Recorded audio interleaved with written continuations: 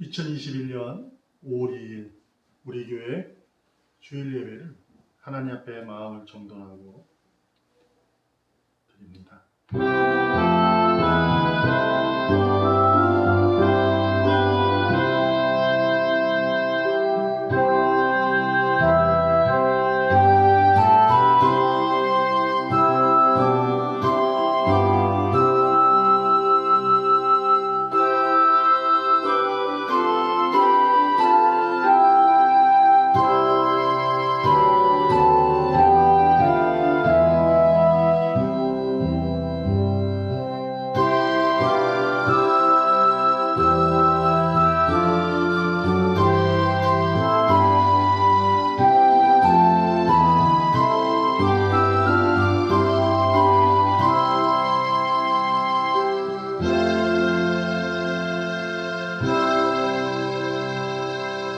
살아계시는 하나님 감사합니다.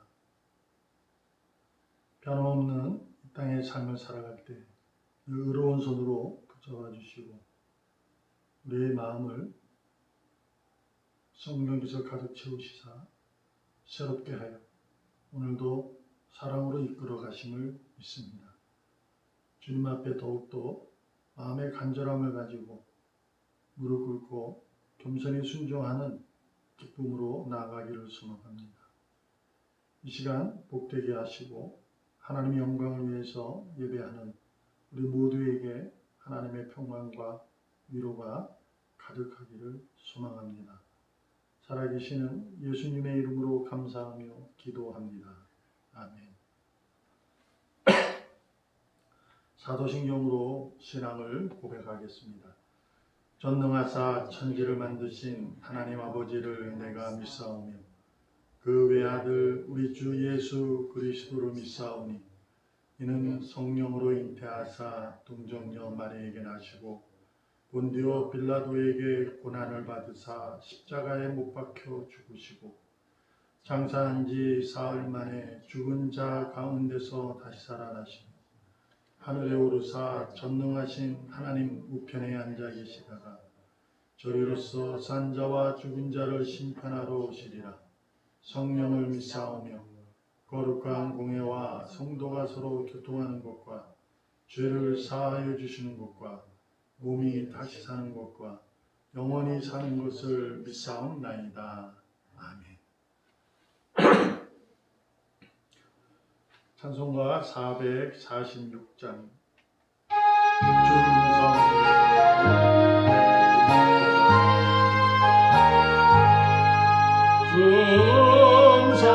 중성에는 참 기쁨 없도다. 날 사랑하신 주를 계시옵소서.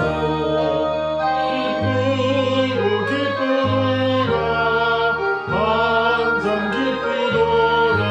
나 주께 왔사오니 복 주옵소서. 나 주께 왔으니 복 주시옵소서. 주 함께 계시면 큰 수영이리라. 기쁘도다 항상 기쁘도다. 나 주께 왔사오니 복 주옵소서.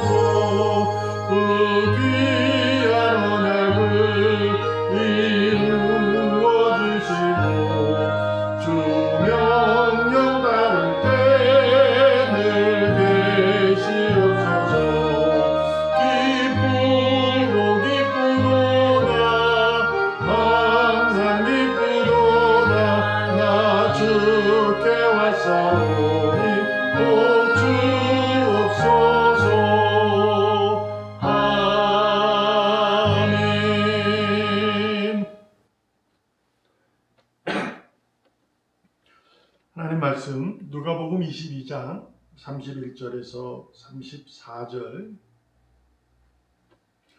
누가복음 22장 31절. 시몬아 시몬아 보라 사탄이 너희를 밀가부리듯 하려고 요구하였으나 그러나 내가 너를 위하여 내 믿음이 떨어지지 않기를 기도하였노니 너는 돌이킨 후에 네 형제를 굳게 하라.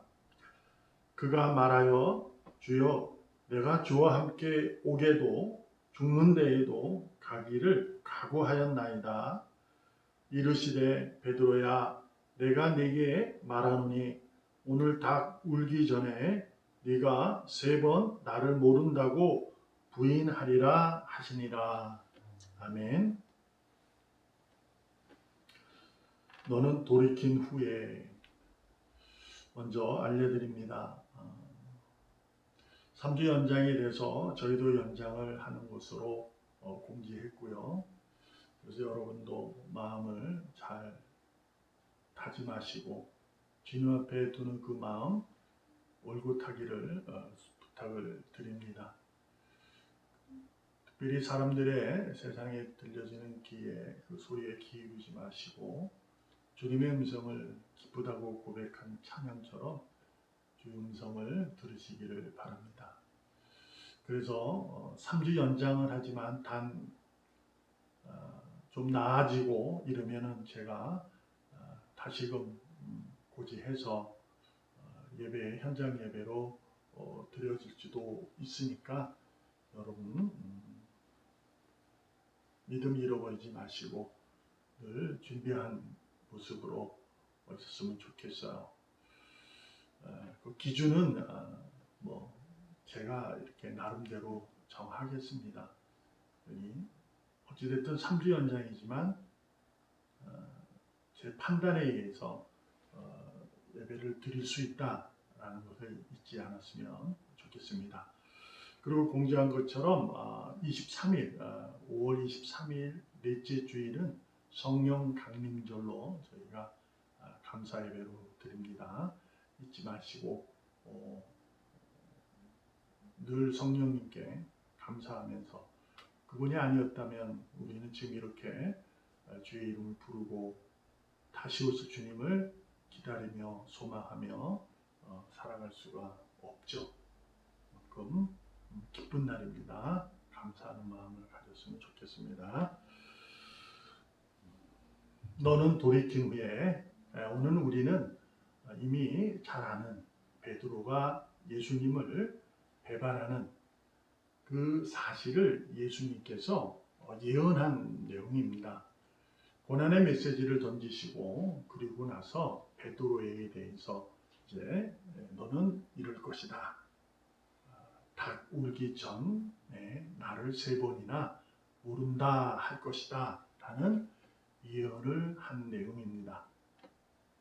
그래서 오늘 우리가 오늘 본문을 통해서 우리가 배워야 할 것을 좀 살펴보고 하나님께서 우리를 고치고 싸매시는 것이 무엇인가 라는 것을 우리가 알았으면 좋겠습니다. 먼저 결론을 내리면요. 우리가 스스로 누군가를 교회로 세워서 하나님 앞에 그날에 떳떳이 서게 할 수 있는 것은 형제나 자매의 문제가 아니라 내 문제에 있다, 내 신앙에 있다라는 겁니다. 그것을 우리가 먼저 알아야 합니다. 오늘 본문의 내용이 그겁니다. 베드로는 예수님의 제자 중 12제자의 제자 중에서 그래도 우리가 아는 리더입니다.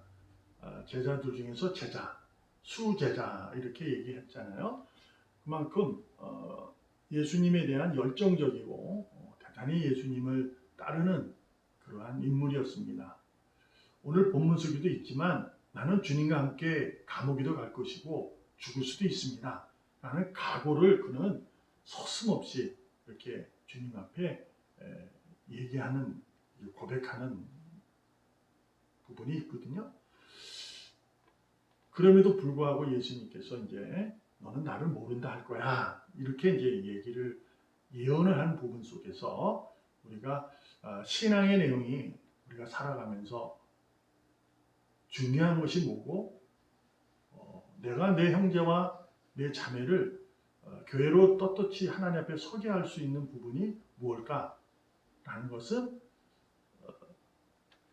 그 사람들을 상대방이 가지고 있는 신앙의 내용이 아니라 내가 가진 신앙의 내용이라는 거예요. 내 마음에, 믿음의 마음에 소망이 채워졌느냐 안 채워졌느냐가 가장 큰 의로움이다. 이것을 우리가 살펴보는 겁니다. 오늘 본문에서 예수님께서 베드로를 이제 시몬이라고 부르면서 사탄이 너희를 이렇게 밀가부리듯 하려고 요구한다, 이렇게 얘기를 합니다.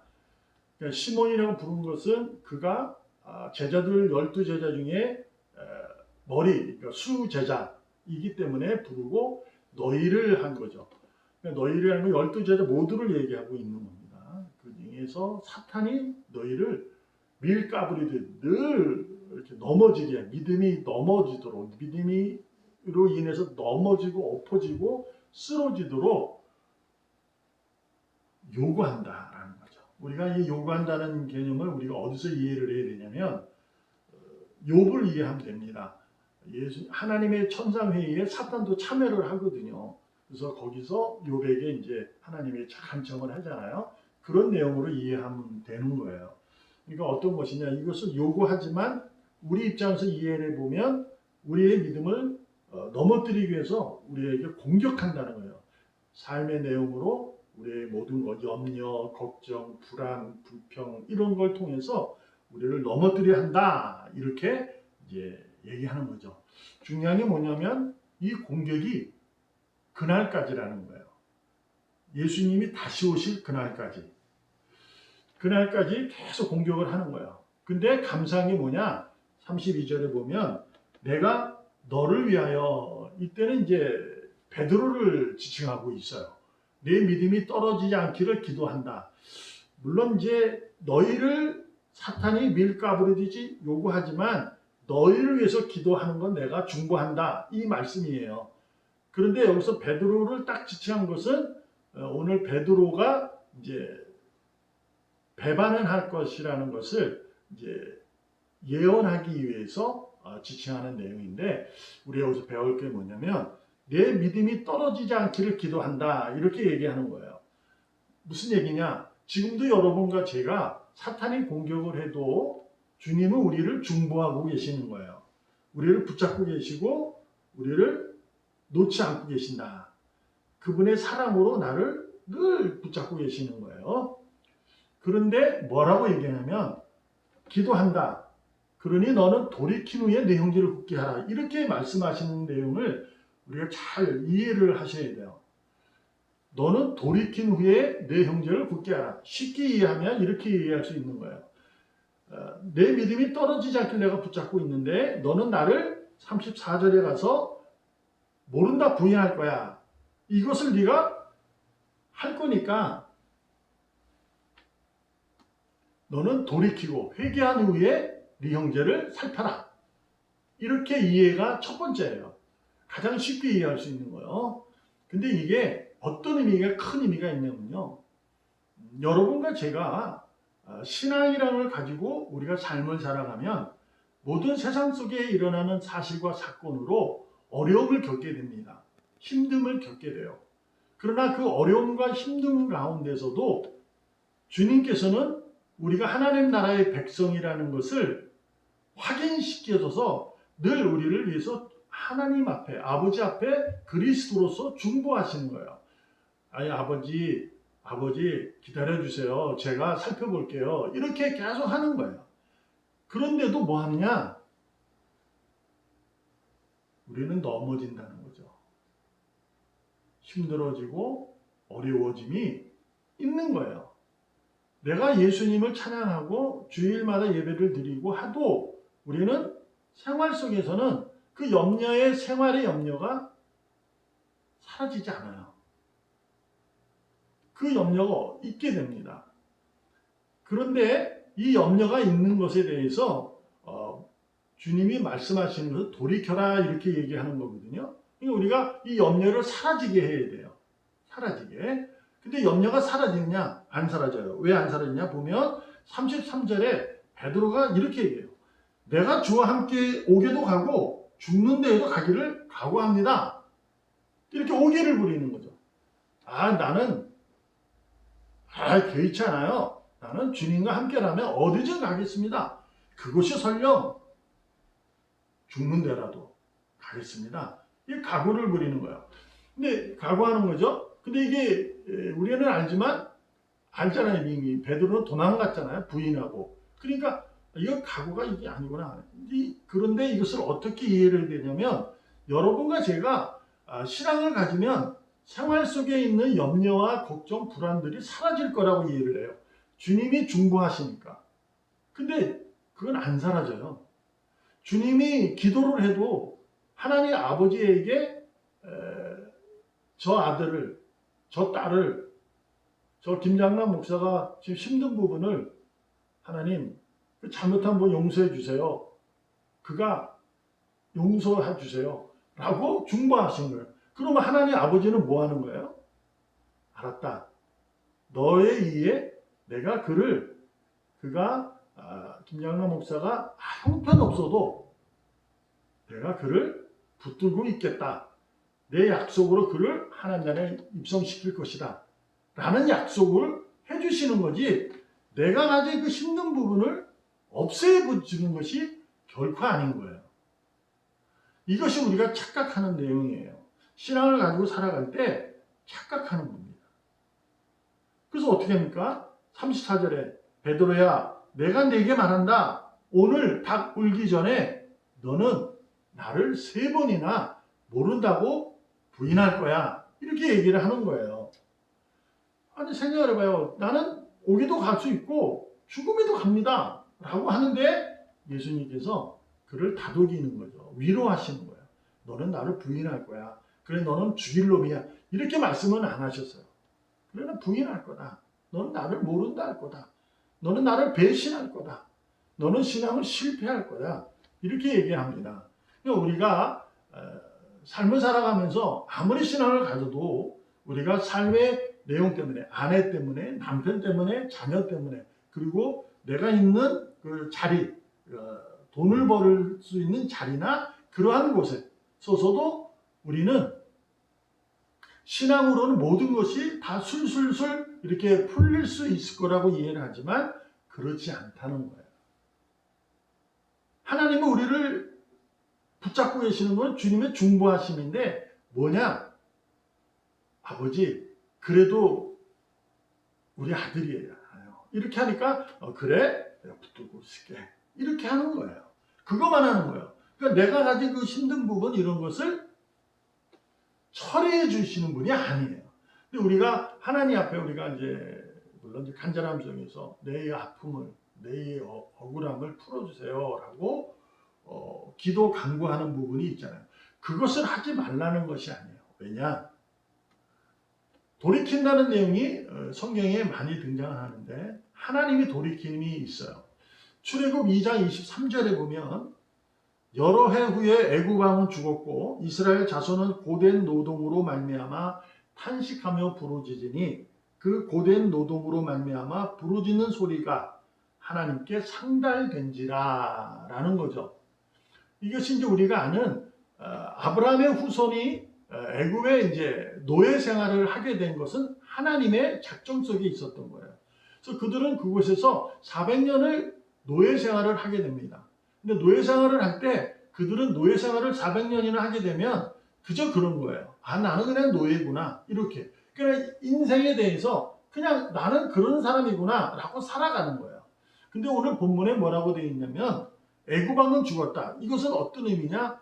그러니까 이 애굽인이 이것이 요셉의 그러니까 아브라함의 자손들을 이렇게 애굽에 정착시켰던 그 왕의 바로 왕의 이렇게 아는 사람이에요.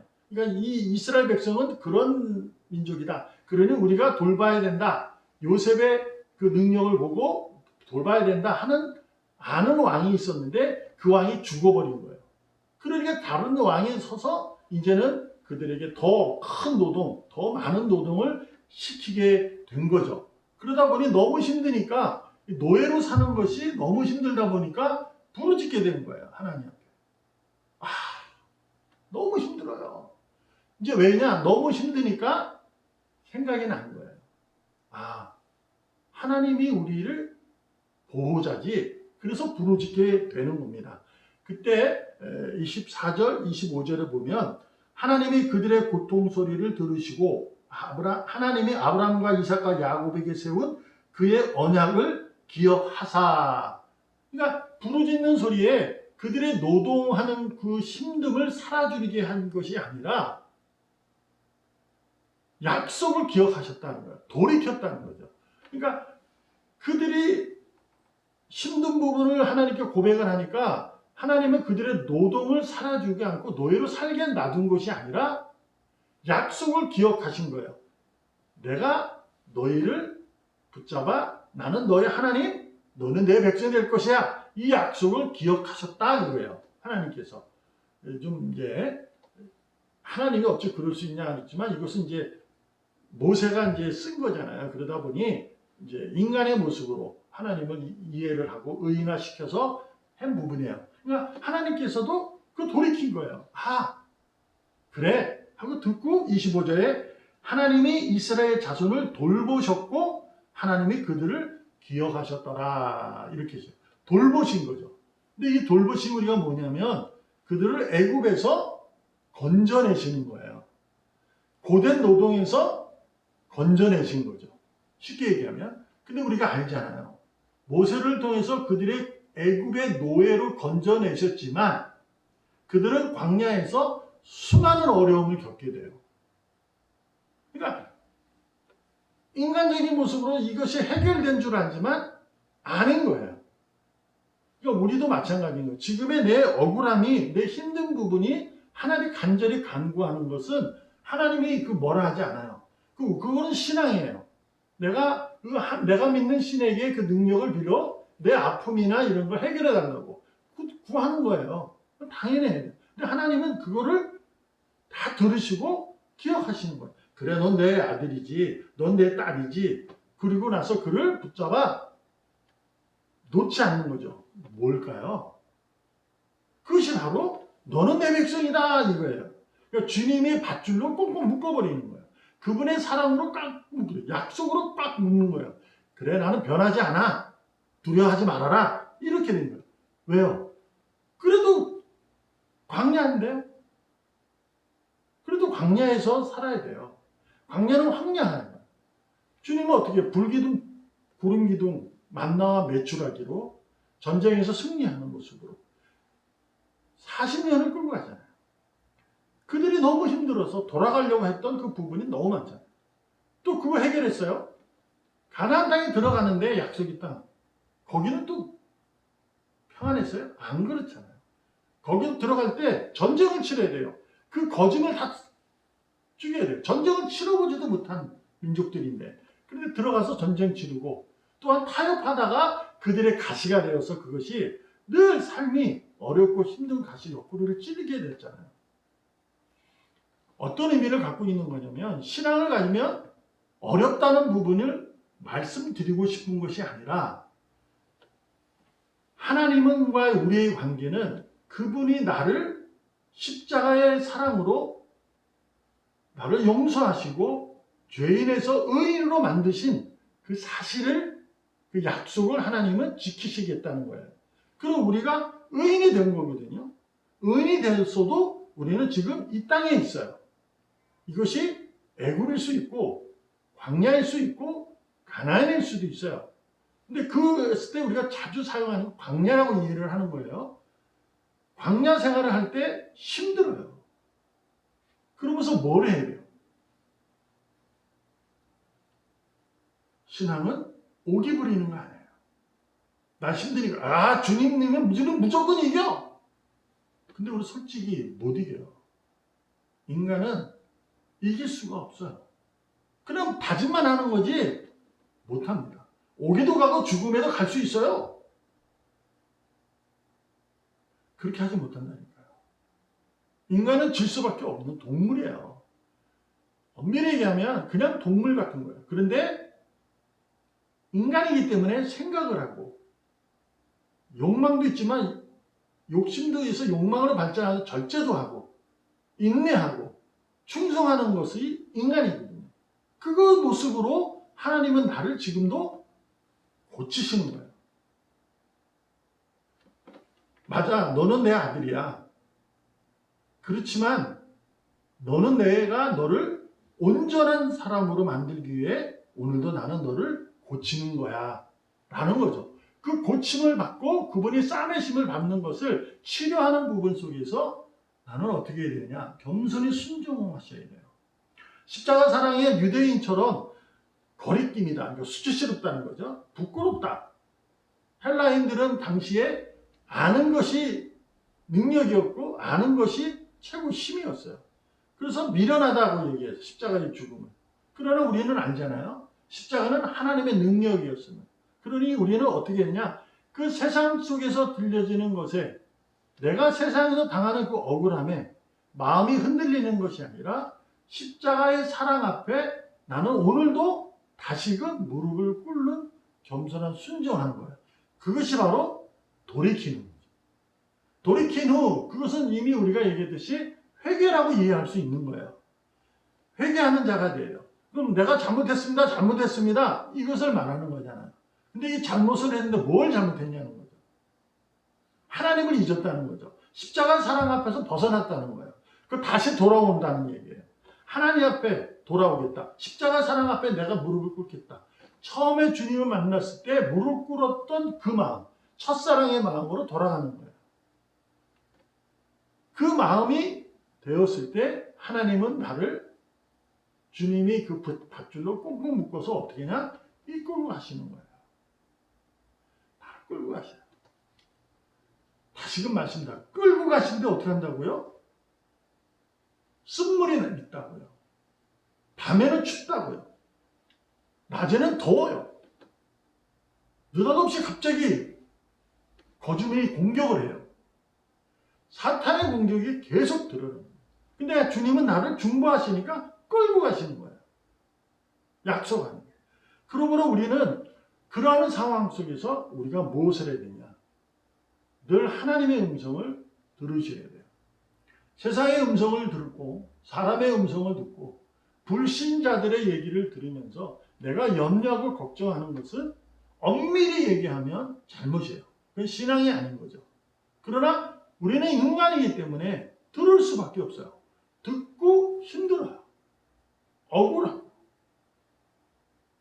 그래서 다시 주님의 사랑으로 돌아가야 돼요. 그분 앞에 무릎을 내가 먼저 꿇으셔야 돼요.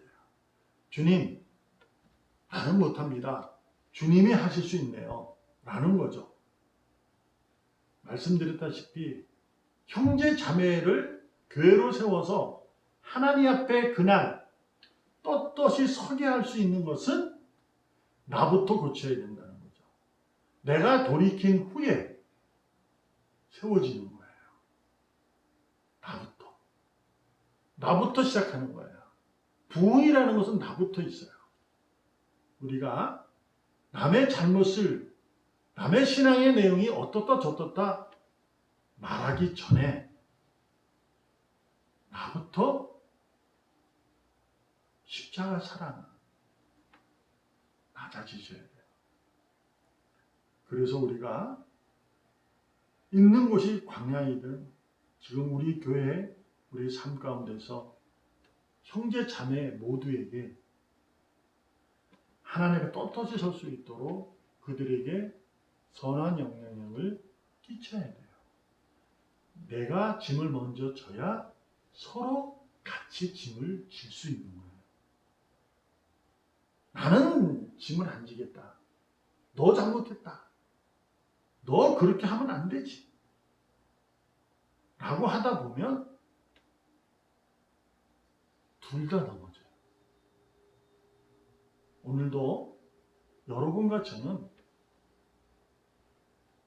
하나님의 귀한 백성이고 하나님의 약속을 이에 살아가는 그 그분의 나라의 백성인 줄로 믿습니다.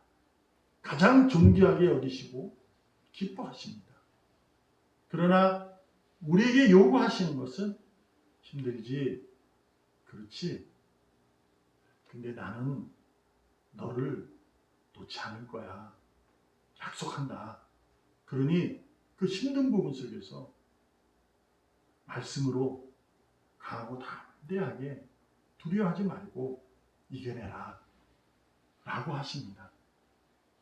지난 수요일날 말씀드렸던 여호수아에게 한 말씀이 자신이 그렇게 함으로 이스라엘 백성들에게 영향력을 끼쳐서 그들이 힘을 얻었고, 백성들이 힘을 얻자 여호수아도 용기를 얻어 가나안 땅에 들어가서 전쟁을 치르는 겁니다.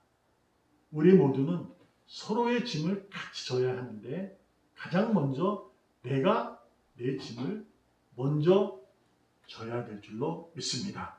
그 짐은 가볍고 쉬운 주님의 온유와 겸손으로 배우시기를 주님의 이름으로 축복합니다. 기도하겠습니다. 살아계시는 하나님, 오늘도 주님의 능력 가운데 살아갑니다. 주님의 사랑이 아니면 어찌 살아갈 수 있겠습니까? 주님의 손길이 아니라면 우리가 몇 걸음이나 걸어갈 수 있겠습니까? 아버지 하나님, 내 마음을 붙잡고 계시니 이 마음 변치 않도록 성령 충만하여 주님의 영광을 위해서만 달려가고 또 달려가는 귀한 발걸음이 되게 능력으로 붙잡아 주시옵소서. 무엇보다 십자가 안에서 주님의 사랑을 기억하고 약속을 기억하면서 겸손히 순종하는 삶을 잃지 않겠다고 고백하는, 결심하는 귀한 자가 되게 하여 주시옵소서. 아버지 하나님, 귀한 시간 또한 예물을 드린 손길들 축복하시고 그 손길을 말미암아 주님의 영광이 드러날 뿐만 아니라 그 나라가 확장되어지고 드린 손길로 그의 삶이 더욱더 하나님의 은혜 가운데 윤택하게 하시고 하나님의 평강과 위로가 가득 흘러 넘치게 하여 주시옵소서.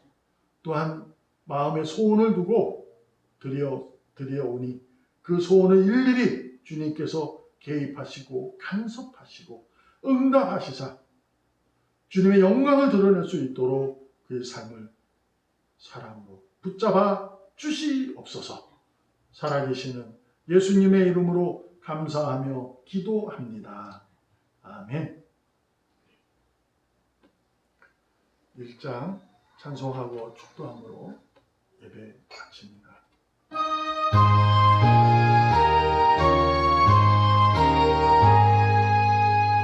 만복의 근원 하나님, 온 백성 찬송하리고 저천사여 찬송하세. 찬송 성모 성자 성령.